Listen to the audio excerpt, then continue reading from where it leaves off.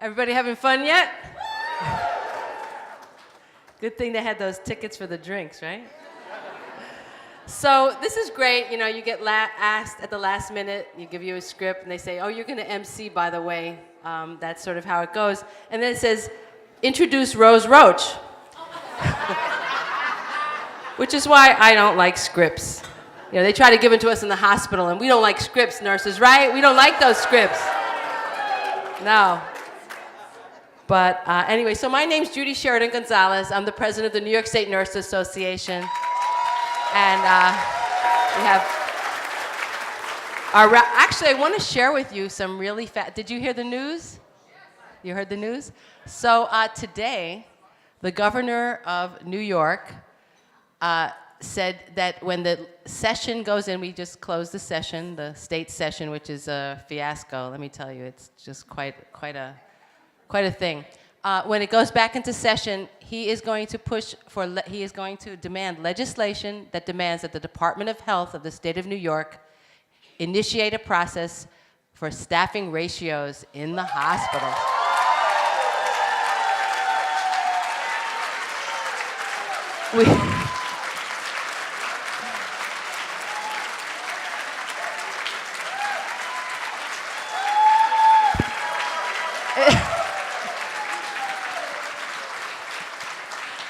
We have patented our little thing there. That is a waterproof sign that you can open up and close. You can put it in your bag when the cops go after you after a rowdy demonstration. You could bring it into a courtroom and pull it out. And what was it? Oh, and kids like playing with it. So if you bring your kids, they can play with it. So it's a patented nice thing.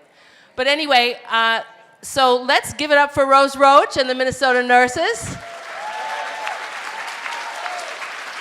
And for Cherise McCain, an incredible voice, both politically, our singer here, also a staffer in Minnesota AFL-CIO and a longtime union activist. We have a lot of talent. So I'm going to MC this thing here that I have this script for here. I'm trying to memorize. So the other thing I wanted to share with you, the other thing the governor did, and this is what happens when you want to be president. You do a lot of really wonderful things. He also said that he is demanding that the Department of Labor monitor hospitals and places of work where nurses and other healthcare workers are not getting their breaks, and he's going to impose financial penalties on these institutions. And I was thinking, is there a higher office than President of the United States, like Emperor of the World or something? Maybe we could get a lot more. Anyway, I'm not supposed to say that. All right, so here's a test. Do I have any young people here? Anyone here under 40? That's young now. Okay. All right, let's see if you know this. Which book opens with this paragraph? It was the best of times. Nobody over 40 is allowed to say anything. It was the worst of times. It was the age of wisdom. It was the age of foolishness. It was the epic of belief. It was the epic of incredulity. It was the season of light. It was the season of darkness. It was the spring of hope. It was the winter of despair. You have 5 seconds to answer. Anyone? What? Anybody? All right. And who was the author? And does this ring a bell, this kind of description of our world? Is that kind of... And what happened? What was that book about? What happened right at the after this statement was made? What was that big event? Yeah. Okay.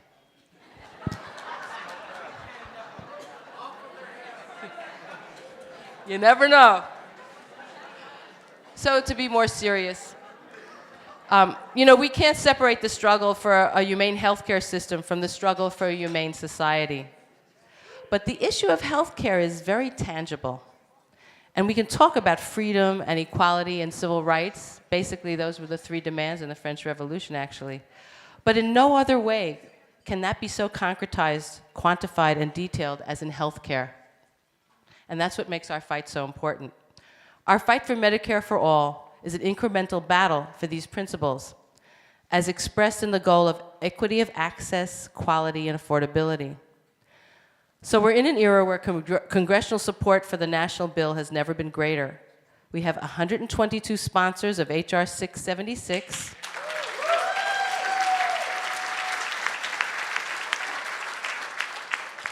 And we have 17 co-sponsors for the Bernie Sanders Senate bill.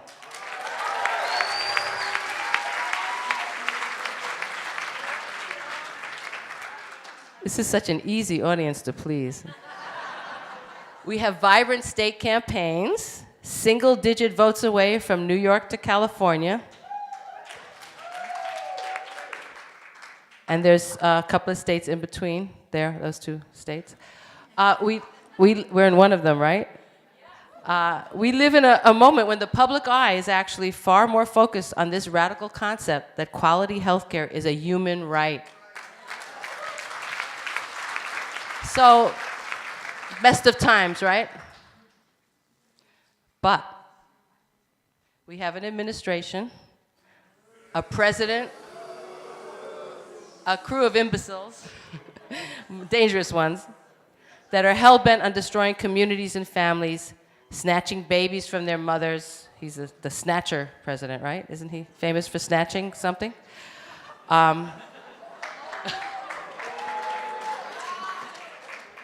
Assaulting social safety nets and programs for the public good with a vengeance, right? We have courts who rule against the underdog and the downtrodden, and the unions that defend workers, and I don't know, this is like waiting for Godot, this decision, right?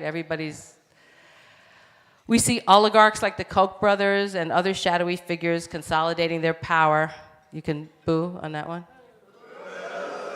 Very good. We have a teacher coming later who will probably be better at this than me. They're funding vile racist movements as they wreak havoc on our planet with petroleum, so that's the worst of times, right? But let's not despair, because every day is bringing us closer to new victories, along with these daunting challenges. And every year we're closer to gathering votes and broadening our supportive public sentiment, seeding new leaders, growing movements, and tiny little movementitos of healthcare activists developing broad and local strategies to transform healthcare. But beware. What is that the start of? Who knows that one? Beware the... Very good. I don't know if she teaches literature, but we got to talk about that. So when we finally look like we'll achieve some law or statute, that's when we're going to really have to watch out. Because I know that day's going to come. That day's going to come, right? The Democratic establishment and their allies in the insurance and pharmaceutical industry are going to make every effort to co-opt our movement, right? Are we going to let that happen? I thought I was going to say I can't hear you, but I feel like I'm in New York. No, of course not. We're here because we recognize the need to develop strategies, plans, and get boots on the ground to make our movement so powerful that we can alter the paradigm, hold our rulers accountable, and who knows, maybe do more than that. But this weekend, we need to have serious conversations and creative discussions about just how we are going to do that in this challenging nation. So are you ready to roll up your sleeves and get to work?